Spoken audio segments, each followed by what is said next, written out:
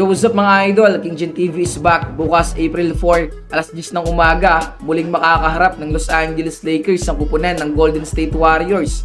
Sa mga di nakakaalam, no, ito na po ang huling laban nila at gaganapin ng laban sa home court ng Los Angeles Lakers, ibig sabihin sa Crypto.com Arena.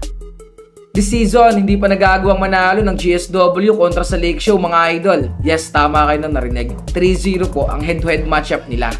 Walang yan na yan. Ito na yung huling pagkakataon ng Golden State Warriors, no, para hindi sila masweep ng Los Angeles Lakers ngayong taon. Kaya naman kinakailangan talaga nilang galingan. Pero ang tanong, hahayaan ba ng Lake Show matalo sila ng Golden State? I don't think so. At yan nga ang dapat nating abangan. Katulad ng dati mga idol, kita-kits na lang tayo sa playback. Doon tayo ulit magla-live ng laban ng Los Angeles Lakers kontra Golden State Warriors. Bawal kasi dito. Kaya sa mga gustong manood, andyan po yung link sa may comment section. Isasama ko na rin dito yung injury report na magkabilang kupunan. So unahin ko na muna yung Golden State Warriors. Basta sa report mga idol, no, game time decision or GTD, si Jonathan Kuminga. At isama mo na rin dyan si Gary Payton II. Bukod sa dalawa na yan mga idol, wala na pong nakalista na injury report patungkol dito sa mga ibang manlalaro ng Golden State. Para naman sa Purple and Gold, dalawa lang din yung nakalista dito. Si LeBron James na game time decision, tapos si Maxi Kleber naman na listed bilang out.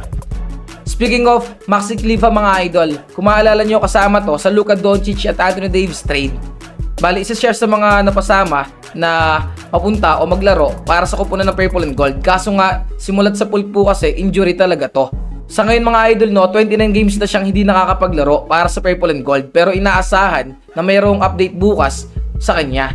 Base yan mga idol sa mismong interview report ni Coach JJ Redick. Kaya malamang sa malamang, mas maganda siguro kung aabangan na lang din natin bukas. Ang kagandahan kasi mga idol dito kay Maxi Kleber, no, mayroon na siyang workout video na kung saan makikita natin dyan na nag-i-ensayo na talaga siya. Mas magandang balita yan mga idol, no, ibig sabihin nagiging active na ulit itong si Kleber sa loob ng court. Unti-unti lang mga idol, wag natin masyadong apurahin. Pero once na nakapaglaro na to at naging healthy na nga, alam naman nating lahat na makakatulong to ng sobra para sa Purple and Gold. Bakit ko nasabi? Una sa lahat mga idol sa floor spacing. Kung akong tatanungin, no, masasabi ko kasi dito na stretch big man itong si Maxi Kleber. He can play 4 at 5. Yes, tama kayo na narinig mga idol. Si Kleber po kasi mga idol ay may katangkaran din na kung saan maasahan din talaga yung shooting niya. Kaya nga masasabi ko talaga na pwede siyang matawag na stretch big man. Bukod sa he can create his own shot by attacking the basket, kayang-kaya niya rin mga idol maging bagay sa playing style ni LeBron kasi pwede din siyang maasahan bilang isang catch and shoot na player.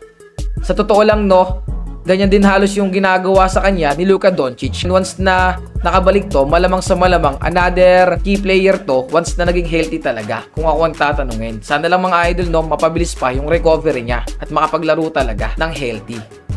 So paano ba yun mga idol? Kita-kits na lang tayo sa susunod na video. Muli, maraming salamat sa solid na suporta nyo. It's your boy King Jen.